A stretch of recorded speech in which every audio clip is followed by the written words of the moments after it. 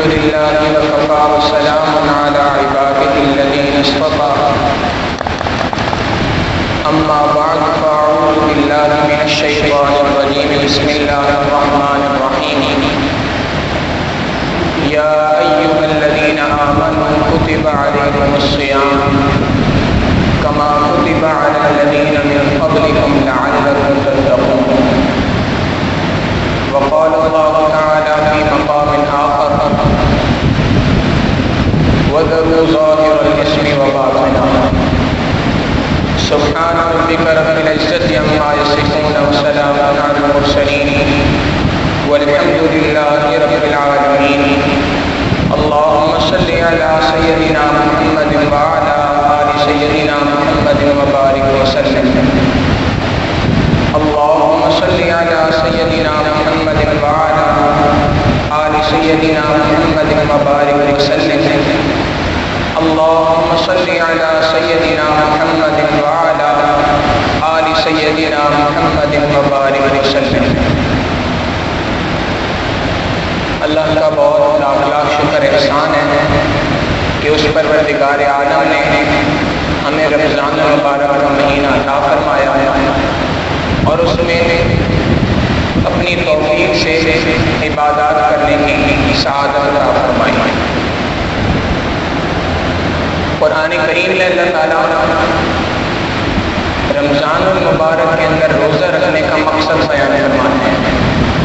فرمایا کتب علیکم الصیام، اے ایمان والو تم پر روزوں کو فرض کیا گیا کما کتب علی الذین من قبلکم، جیسے کہ تم سے پچھلی امتوں کے اوپر روزوں کو فرض کیا گیا لعلکم تتقون، تاکہ تم تقوی والی زندگی اختیار کرو، تاکہ تم گناہوں سے بچنے والی زندگی اختیار کرو. قرآن کریم کی اس آیت کو دیکھ کر یہ بات پتہ چلتی ہے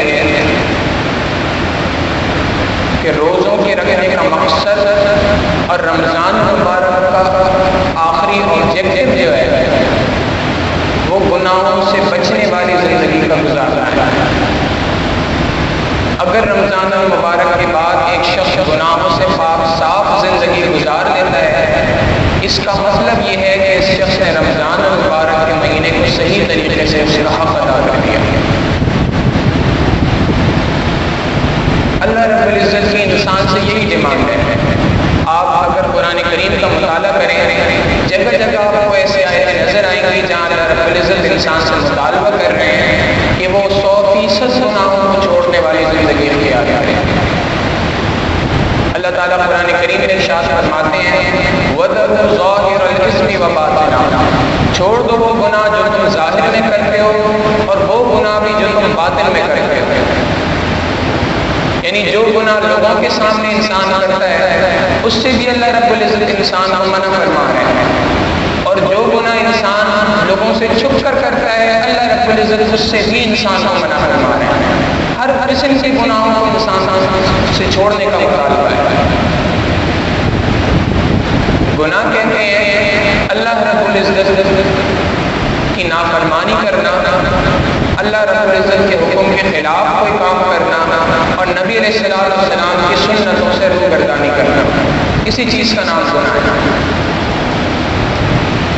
جب کبھی بھی کوئی شخص گناہ کرتا ہے یہ بات یاد رکھیں، قرآن کریم کا فیصلہ ہے. اللہ تعالیٰ فرماتے ہیں مَن يَعْمَلْ سُوءًا يُجْزَ بِهِ، جو کوئی شخص بھی برائی کرے گا اس کو اس کی سزا ملے گی. تو یہ قرآنی فیصلہ ہے کہ انسان جب کبھی کوئی گناہ کرتا ہے، کوئی برائی کرتا ہے، اس کی انسان کو سزا ملتی ہے. آخرت میں تو ملنی ہی ملنی ہے، اس دنیا کے اندر بھی مل کے رہتی ہے. علماء نے، مفسرین نے اس آیت کے اوپر بہت زیادہ کلام کیا اور آخر میں نچوڑ کے طور پہ فرمایا کہ انسان کو جو دنیا کے اندر گناہوں کی سزا ملتی ہے وہ 3 طریقوں سے ملا کرتی ہے. اللہ تعالیٰ کے 3 طریقے ہیں جس طریقے سے اللہ رب العزت انسان کو گناہوں کی سزا عطا فرماتا ہے. پہلا طریقہ ہے جس کو کہا جاتا ہے تعجیل. تعجیل کے معنی یہ ہے کہ ادھر انسان گناہ کرتا ہے فوراً ہی اس کی پکڑ ہو جاتی ہے. ادھر کوئی غلط کام کیا نہیں، دوسری طرف کوئی نقصان ہوا نہیں۔ ہمارے حضرت ہمیں واقعہ سناتے ہیں کہ ایک بزنس مین آیا ہمارے پاس اور وہ آ کے بات کہنے لگا کہ حضرت میں نے جھوٹ بولنا 100% چھوڑ دیا۔ کہتے ہیں جب اس نے یہ بات کہی تو میں نے کہا بہت اچھی بات ہے، اللہ آپ کو نیکی پر مزید استقامت عطا فرمائے۔ کہنے لگا کہ بات یہ نہیں ہے کہ میں کوئی نیکوکار ہوں اور کوئی احادیث میں نے اس کے خلاف پڑھی ہے جس کی وجہ سے میں یہ بات کہہ رہا ہوں، بلکہ بات یہ ہے کہ جب کبھی میں نے دیکھا کہ میں جھوٹ بولتا ہوں اس دن میرا ایک نہ ایک کنٹینر کہیں نہ کہیں نقصان اس کا ہو جاتا ہے، تو میرا اتنا نقصان جھوٹ بولنے کی وجہ سے ہوا ہے، اب میں نے جھوٹ بولنا ہی چھوڑ دیا۔ تو ادھر گناہ کیا، فوراً ہی اس گناہ کے انسان کے اوپر سزا آ گئی، اس کو تعجیل کہتے ہیں۔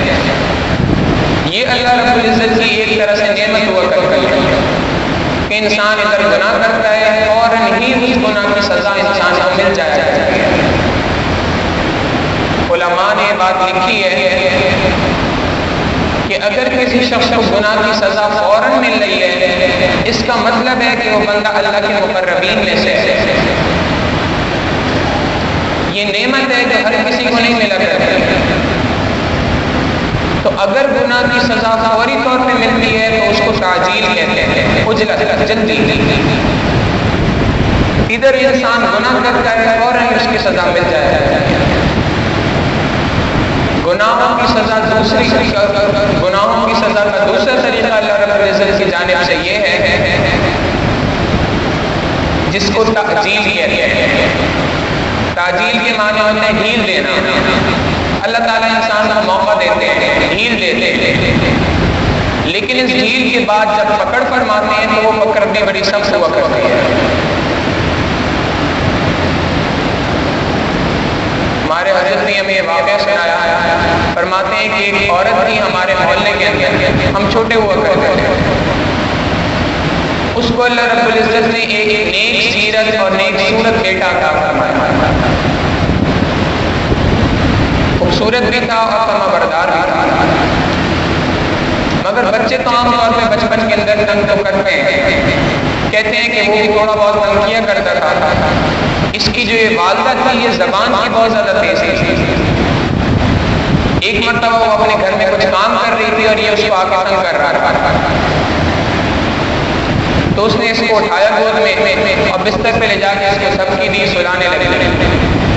تھوڑی دیر کے بعد جب اس کو محسوس ہوا کہ یہ سو گیا ہے،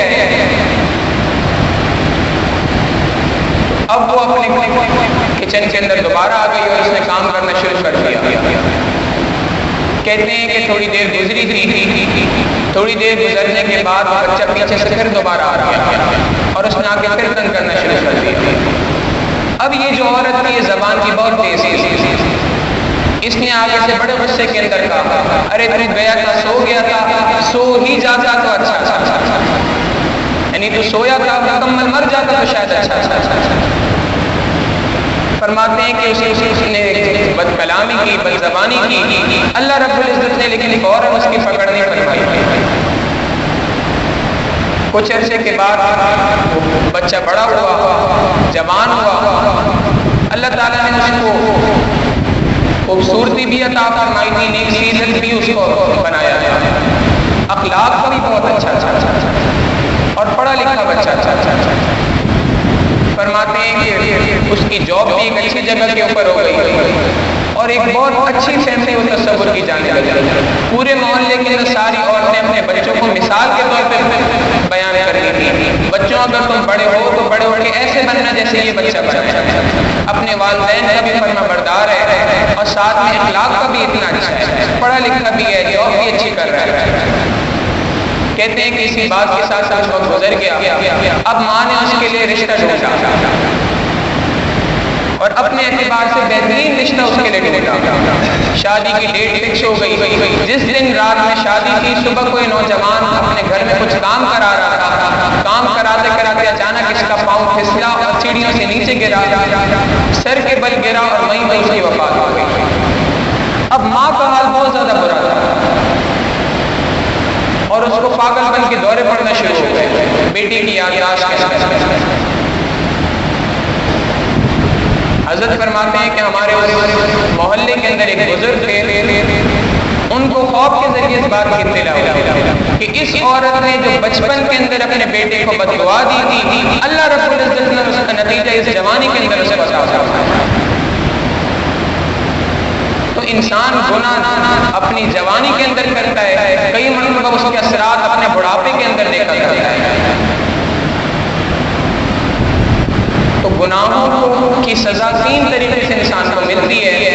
اس میں سے پہلا طریقہ تعجیل، ادھر انسان گناہ کرتا ہے، ادھر فوراً اس کو اس کی سزا مل جائے گا۔ اور دوسرا طریقہ تأجیل، کہ انسان ادھر گناہ کرتا ہے اور اس گناہ کے کرنے کے ساتھ اس کو فوراً سزا نہیں ملتی، بلکہ چند دن کے بعد اس کو سزا ملتی ہے۔ اللہ تعالیٰ ڈھیل عطا فرماتے ہیں اور اس ڈھیل کے بعد اس کو پکڑتے ہیں، مگر یہ بات بھی ذہن نشین رہے کہ یہ پکڑ ہمیشہ زیادہ سخت ہوا کرتی ہے۔ اور تیسرا طریقہ اللہ رب العزت کی پکڑ کا جو ہے اس کو کہتے ہیں اللہ تعالیٰ کی خفیہ تدبیر۔ اور خفیہ تدبیر یہ ہوتی ہے کہ انسان گناہ کر رہا ہوتا ہے اور اس گناہ کی سزا بھی اس کو مل رہی ہوتی ہے، لیکن اس کو یہ بھی نہیں پتہ چلتا کہ یہ جو سزا مل رہی ہے یہ میرے گناہوں کا سبب ہے۔ حدیث مبارکہ سے ایک واقعے کا پتہ چلتا ہے، بنی اسرائیل کا ایک عالم تھا، وہ کسی گناہ کے اندر ملوث ہو گیا۔ اب چونکہ عالم تھا، جانتا تھا، چنانچہ ڈرتا بھی تھا اور کرتا بھی تھا۔ وقت اسی طرح سے گزرتا گیا۔ ایک دن اس نے اللہ تعالیٰ سے دعا کی تو کہنے لگا، اے اللہ، آپ کا مجھ کے اوپر اتنا کرم ہے کہ میں تو گناہوں پر گناہ کرتا جا رہا ہوں اور آپ کی ذات اتنی رحیم ہے کہ مجھے گناہوں کی سزا ہی نہیں مل رہی ہے۔ اللہ رب العزت نے اس کو الہام فرمایا کہ اے میرے بندے، تو یہ بات نہ سوچا کر، تجھے گناہوں کی سزا مل رہی ہے، تجھے پتہ نہیں ہے اس کا۔ وہ سوچتا رہا کہ ایسی کیا وجہ ہے کہ جس کی وجہ سے ایسے کون سا طریقہ ہے جس سے مجھے گناہوں کی سزا مل رہی ہے۔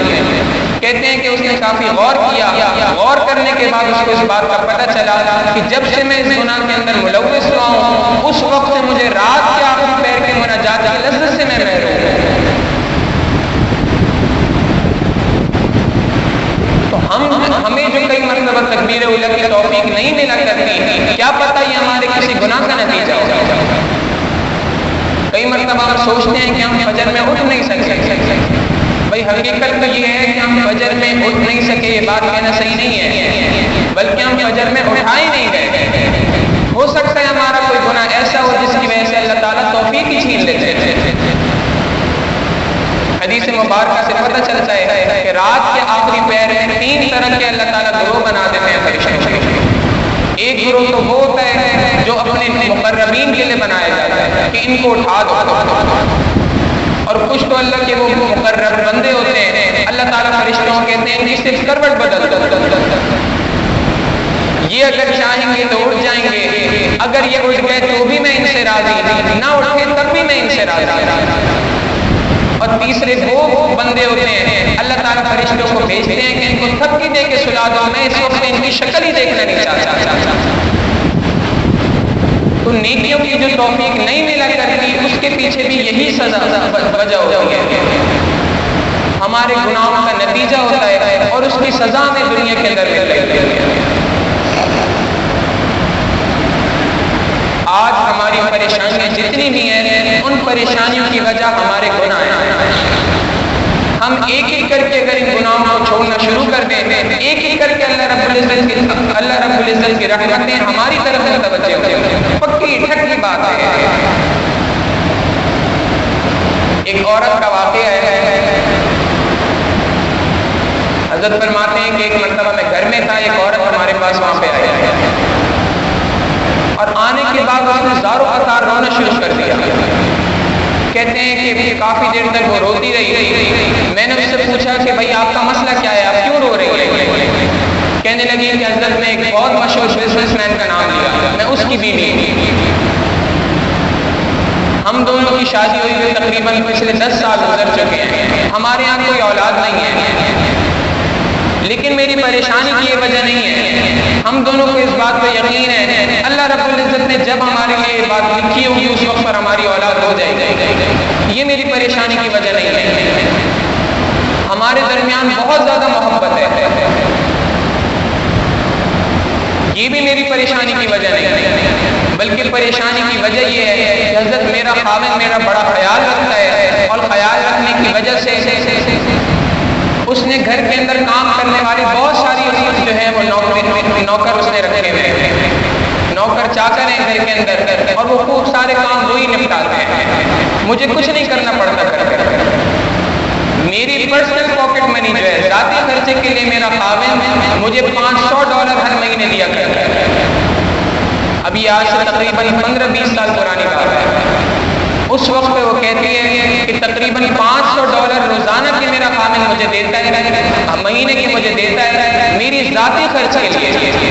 اور میں روز اس بات پہ رہی ہوں کہ میرا خرچہ پورا نہیں ہو رہا ہے. آپ اس بات کی دعا کر دیں کہ میرا خاوند مجھے 500 کے بجائے $700 دینا شروع کر دے. یہ دعا کرانے آپ کے پاس آیا. حضرت کہتے ہیں کہ جب اس نے یہ بات کہی تو میں نے اس سے کہا کہ بیوی بات یہ ہے کہ ہم اگر دعا کر دیں اور آپ کا خاوند $1000 بھی آپ کو دینا شروع کر دینا تب بھی آپ کے خرچے پورے کبھی نہیں ہوں گے. کہتے ہیں کہ جب یہ بات کہی تو وہ حیران ہو گئی آگے سے کہ آپ یہ بات کیسے کہہ رہے ہیں. میں تو کہہ رہی ہوں $700 میں میرے خرچے پورے ہو جائیں گے. کہتے ہیں کہ میں نے اس سے پوچھا اچھا بتاؤ تمہارے خرچے ہیں کیا؟ تو کہتے ہیں جب اس نے معلوم کیا تو زیادہ تر خرچے اس کے دوائیوں کے اندر میڈیسن کے اندر جا رہے ہیں. ڈاکٹروں کی فیس میں اور دوائیوں کے خریدنے کے اندر زیادہ تر خرچے. کہتے ہیں میں نے اس کو بتایا کہ آپ اصل میں سمجھ نہیں ہیں کہ میرے مال کے اندر کثرت ہو جائے گی تو اس کی وجہ سے میرے حالات اچھے ہو جائیں گے. حقیقت یہ ہے کہ آپ کے مال میں سے برکت اٹھ گئی ہے. جس دن یہ برکت لوٹ کے آئے گی اس دن آپ کا مال آپ کے لیے کافی ہو جائے گا. اور پھر کہتے ہیں میں نے اس کو سمجھایا کہ اگر انسان گناہوں سے توبہ کرتا ہے اللہ تعالیٰ اس کے مال کے اندر برکتیں عطا فرما دیتے ہیں. چنانچہ اس کو توبہ کے اوپر چند باتیں کہیں اور اس کو گناہوں کی زندگی چھوڑنے کا حکم دیا. کہتے ہیں کہ وہ عورت چلی گئی اور 2-2.5 مہینے کے بعد پھر واپس آئی. اور آنے کے بعد ہم کہنے لگی کہ حضرت میں نے شریعت و سنت والی زندگی گزارنا شروع کی اور میں نے اپنی زندگی کے اندر سے گناہوں کو 100% نکال دیا. اس کے نکالنے کی برکت یہ ہے کہ اب میرے خرچے $150 میں پورے ہو جاتے ہیں. باقی جتنا مال ہے سارا کا سارا میں اللہ کی راہ کے اندر خرچ کر دیتی ہوں. تو گناہوں کا سبب ہے کہ آج ہمارے مال کے اندر سے برکت اٹھ گئی ہے. آج ہر شخص اس بات کو پریشان ہے ہمارا کاروبار صحیح نہیں چل رہا، جاب ہماری صحیح نہیں چل رہی. آپ گناہوں کو چھوڑ کر دیکھیں آپ کو اپنے مال کے اندر برکت محسوس ہوگی. آج جو ہم اولاد کی نافرمانی کے شکوے کرتے پھرتے ہیں اس کے پیچھے بھی ہمارے گناہ ہی ہوا کرتے ہیں. یہ گناہ ہوتے ہیں جس کی وجہ سے اللہ تعالیٰ انسان کی اولاد کو اس کی نافرمان بنا دیا کرتے ہیں.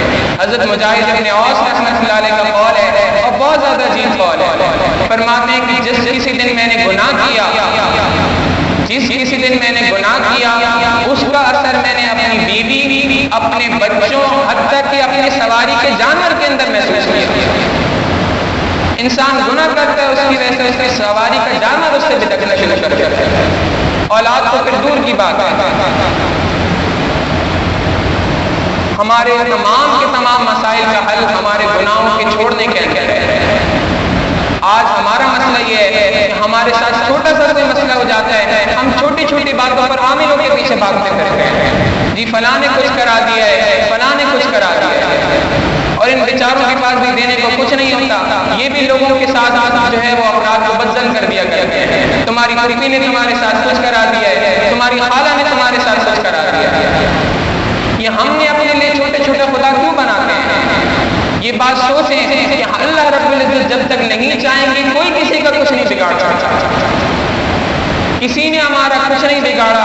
ہمارے گناہ جنہوں نے ہمارا سب کچھ بگاڑ کے رکھا ہے. ایک ایک کر کے گناہوں کو چھوڑتے جائیں، ایک ایک کر کے اللہ تعالیٰ کی برکتوں کو اپنی زندگیوں کے اندر سمیٹتے جائیں.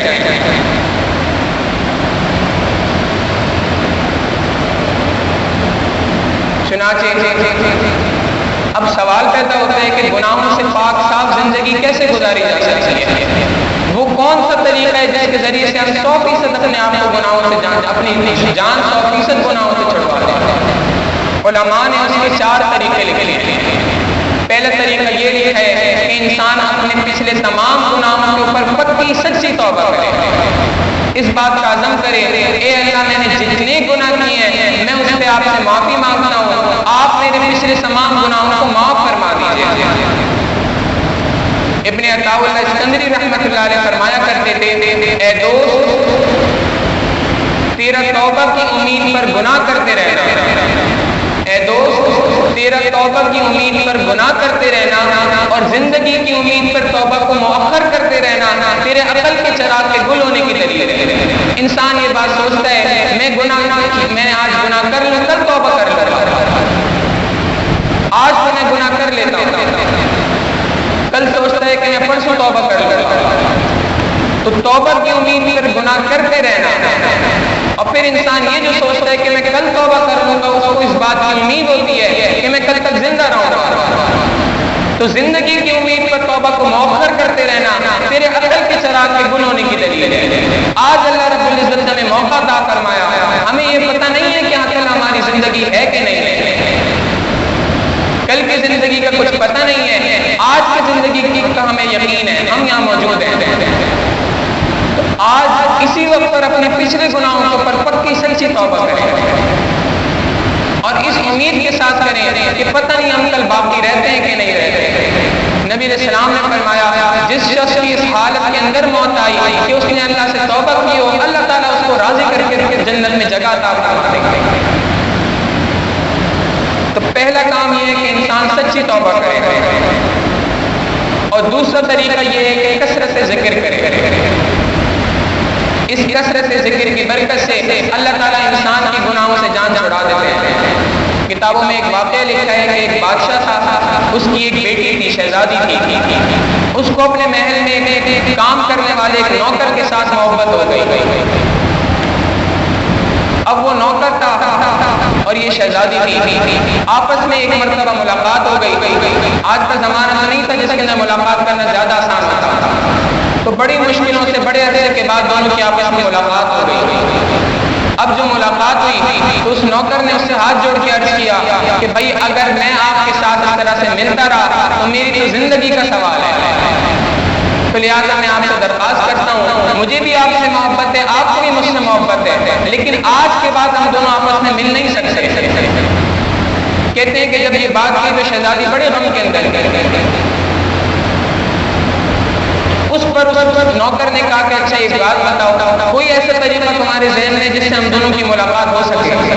شہزادی نے کہا کہ ہاں ایک طریقہ ہے، اور وہ طریقہ یہ ہے کہ تم کسی نہ کسی طریقے سے اللہ والا بن جاؤ۔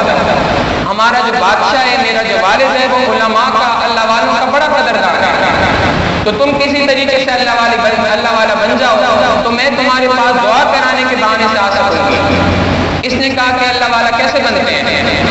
اس نے اپنی سوچ کے حساب سے جواب دیا، کسی جنگل کے اندر جا کے جھوپڑی لگاؤ اور وہاں پہ بیٹھ کے اللہ اللہ اللہ کرنا شروع کر دینا، اللہ والے بن جاؤ۔ یہ بندہ چلا گیا، اس نوکر نے محل کی نوکری کو چھوڑا اور جنگل کے اندر جا کر عورت کی محبت کے اندر خیمہ لگایا اور وہاں بیٹھ کے اس نے اللہ کا ذکر کرنا شروع کر دیا، اللہ اللہ اللہ۔ چند دن کے بعد یہ بات پھیلتے پھیلتے بادشاہ تک پہنچ گئی کہ بھائی ایک آدمی ہے اور وہ بڑا بے لوث اللہ والا ہے، اس کو دنیا سے کسی قسم کا کوئی تعلق نہیں ہے، ہر وقت 24 گھنٹے بیٹھ کے اللہ کا ذکر کرتا ہے۔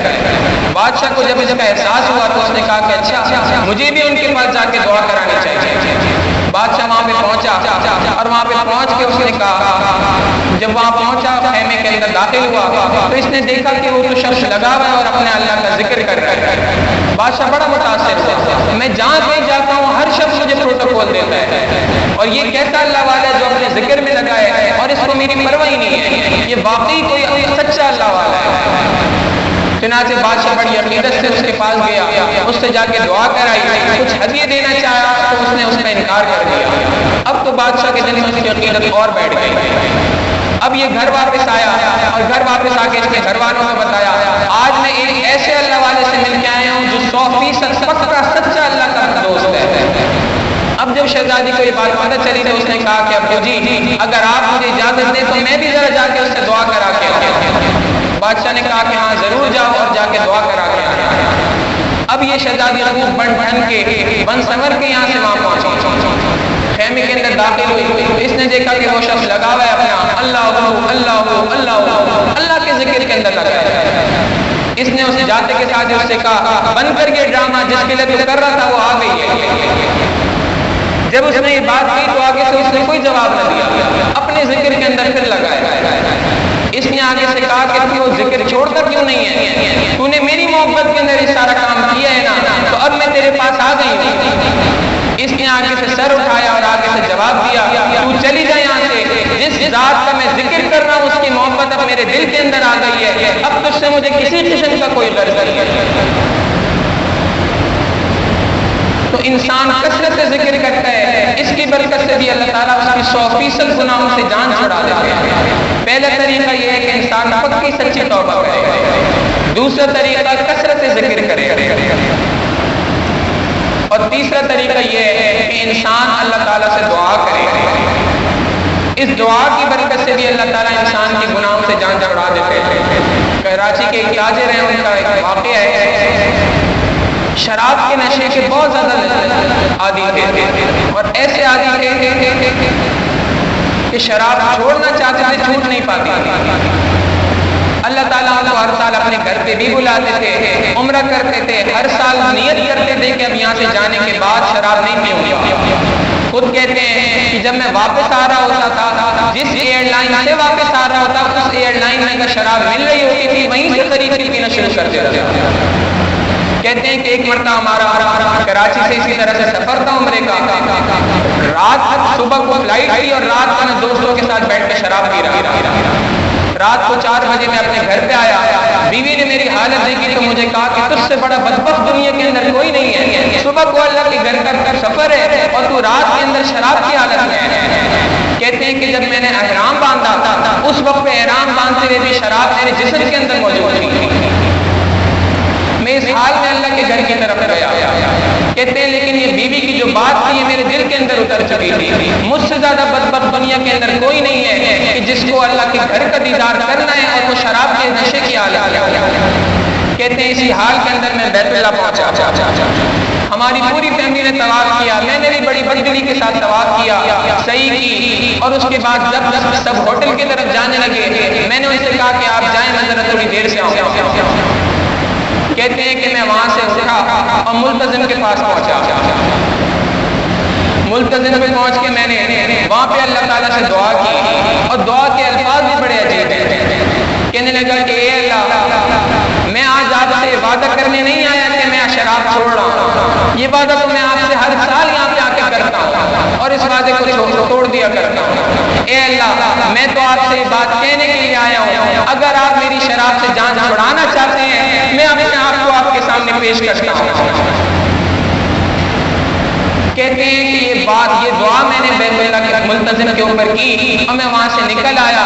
اس کے بعد جب یہ واقعہ سنایا تو فرمانے لگے آج 23 سال گزر چکے ہیں، اس دن کے بعد سے میں نے شراب کو ہاتھ بھی نہیں لگایا۔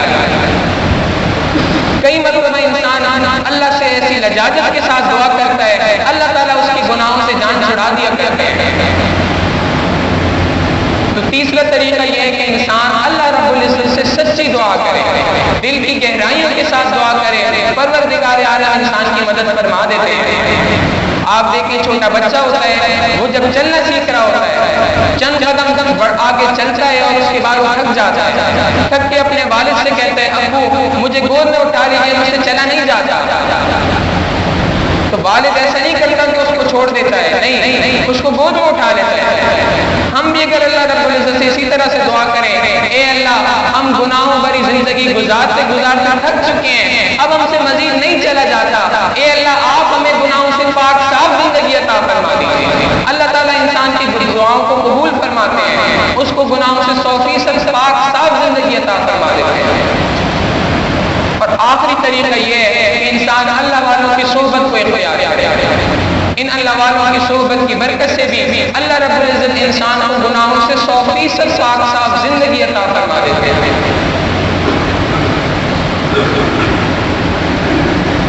عبداللہ ابن مسعود رضی اللہ تعالیٰ عنہ کے زمانے کے اندر ایک شخص تھا، اس کا نام زازان تھا۔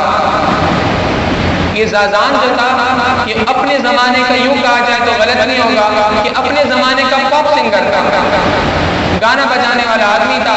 اللہ نے اس کو بڑی خوبصورت آواز عطا فرمائی، لوگ اس کی آواز کی شیدائی تھے، جہاں کہیں کھڑے ہو کے گانا بجاتا تھا، ستار بجاتا تھا، ہزاروں کی تعداد میں لوگ جمع ہو جاتے تھے۔ ایک مرتبہ اسی طریقے سے گانا گا رہا تھا اور لوگ جمع تھے۔ اس نے دیکھا کہ ایک بڑے نورانی چہرے والے کوئی صاحب ہیں جو اس کی مجلس کے کونے سے ایک طرف سے یوں گزرے۔ زازان نے ادھر دیکھا تو اس کے دل میں یہ بات آئی، اتنے نیک اللہ والے ہیں اور یہ میری گندی مجلس کے پاس سے یوں گزر رہے ہیں، تو اس کو دل کے اندر بڑا عجیب سا فیل ہوا۔ خیر اس نے اپنا گانا بند کیا اور وہاں قریب جو لوگ تھے ان کے پاس جا کے پوچھا کہ بھئی یہ جو نورانی چہرے والے بزرگ یہاں سے گزرے تھے یہ کون تھے؟ لوگوں نے کہا کہ تم نہیں جانتے، یہ اللہ کے محبوب صلی اللہ علیہ وسلم کے صحابی عبداللہ ابن مسعود رضی اللہ تعالیٰ عنہ۔ اس نے کہا کہ عبداللہ ابن مسعود رضی اللہ تعالیٰ عنہ اور مجھ جیسے گندے بندے کی مجلس سے گزرے ہیں؟ کہا وہ یہیں سے گزرے ہیں۔ پوچھا کہ بھائی وہ کوئی بات کہہ رہے تھے، ان کے ہونٹ بھی ملے تھے؟ کہا کہ ہاں وہ یہاں سے گزرے تھے اور یہ بات کہہ رہے تھے کتنی خوبصورت آواز ہے، کاش کہ یہ آواز اللہ کے قرآن کے اندر استعمال ہوئی۔ زازان نے کہا کہ بھائی مجھے بتاؤ وہ کہاں مل سکتے ہیں؟ لوگوں نے کہا فلاں مسجد کے اندر چلے جائیں تو وہاں پر آپ کو مل جائیں گے۔ زازان وہاں پہ پہنچا، عبداللہ ابن مسعود رضی اللہ تعالیٰ عنہ کے قدموں میں گرا اور کہنے لگا کہ حضرت آپ نے یہ بات کہی تھی کہ کتنی خوبصورت آواز ہے، کاش کہ آواز اللہ کے کلام کے اندر استعمال ہوتی۔ میں آج آپ کو گواہ بناتا ہوں آج کے بعد یہ آواز اللہ کے کلام کے علاوہ کسی چیز میں استعمال نہیں ہوگی۔ کہتے ہیں جب اس نے یہ بات کہی تو عبداللہ ابن مسعود رضی اللہ تعالیٰ عنہ نے گلے لگا لیا۔ جب گلے لگایا تو زازان نے کہا کہ حضرت آپ جیسا نیک بندہ اور مجھ جیسے گناہگار کو اپنے گلے لگا رہا ہے، آپ مجھ سے محبت کر رہے ہیں۔ عبداللہ ابن مسعود رضی اللہ تعالیٰ عنہ نے فرمایا اے بھائی صرف میں تجھ سے محبت نہیں کر رہا، اللہ رب العزت بھی تجھ سے محبت کر رہے ہیں۔ اللہ تعالیٰ قرآن کریم میں ارشاد فرماتے ہیں ان اللہ یحب التوابین، اللہ رب العزت توبہ کرنے والے کے ساتھ محبت فرماتے ہیں۔ تو آپ دیکھیں چند لمحوں کی صحبت کی، اس صحبت کی برکت سے اللہ تعالیٰ نے انسان کی زندگی کو بدل دیا۔ تو اللہ والوں کی صحبت کی برکت سے بھی اللہ تعالیٰ انسان کو 100% گناہوں سے پاک صاف زندگی عطا فرما دیتے ہیں۔ تو رمضان المبارک کا جو ہمیں پیغام ہے وہ پیغام یہی ہے کہ ہم اللہ رب العزت کی نافرمانی سے بچیں، 100% گناہوں سے اپنے آپ کو بچانے کی کوشش کریں۔ ایک کام تو یہ جو نہیں کرنا، تاہم پورے سال اللہ رب العزت نے انسان کی ایمان کی بیٹری کو چارج کرنے کے لیے مختلف طریقے فرمائے ہیں اور مختلف چیزیں پورے سال کے اندر انسان کے اوپر لازم کر دی ہیں۔ چنانچہ اللہ تعالیٰ انسان چاہتے ہیں کہ انسان اپنی ایمان کی بیٹری کو بار بار چارج کرتا رہے۔ شوال کے جو 6 روزے ہیں یہ 6 روزے انسان کی بیٹری کو چارج کرنے کا ایک طریقہ ہے۔ نبی علیہ السلام نے فرمایا کہ جو شخص شوال کے 6 روزے رکھے گا، جو شخص رمضان المبارک کے 30 روزے رکھے گا، پھر شوال کے 6 روزوں کو اس کے ساتھ ملائے گا، کان کا صیام الدہر، ایسے ہی ہے جیسے اس نے پورے سال روزے رکھے ہیں۔ پھر اسی طریقے سے اس کے بعد ذی الحجہ کے اندر 10 دن اللہ تعالیٰ نے عطا فرمائے، ایمان کی بیٹری کو چارج کرنے کے لیے عطا فرمائے۔ 10 دن کے اندر انسان صبح میں روزے رکھے، رات کے اندر اللہ تعالیٰ کی عبادت کرے۔ ان راتوں کے اندر عبادت کرنا ایسا ہے جیسے لیلۃ القدر کے اندر عبادت کرنا۔ پھر اسی طریقے سے عاشورہ کے دن اللہ تعالیٰ نے روزہ عطا فرمایا اور اسی طریقے سے ایام 20 کے روزے عطا فرمائے۔ ہر مہینے کی 13، 14 اور 15 تاریخ کے جو روزے ہیں یہ تمام کے تمام روزے جو اللہ نے پورے سال میں عطا فرمائے، اس کا مقصد یہ ہے کہ انسان وقتاً فوقتاً اپنی بیٹری کو چارج کرتا رہے۔ جو انسان نے اپنے اندر نیکیاں اور انوارات کو رمضان المبارک سے حاصل کیے ہیں اس کو پورے سال برقرار رکھنے کا طریقہ یہی ہے ہم پورے سال وقتاً فوقتاً اللہ کی رضا کے لیے روزے رکھیں، سنت سمجھ کے روزے رکھیں اور اپنے آپ کو 100% گناہوں سے بچائیں۔ اللہ تعالیٰ میں گناہوں سے پاک صاف زندگی عطا فرمائے۔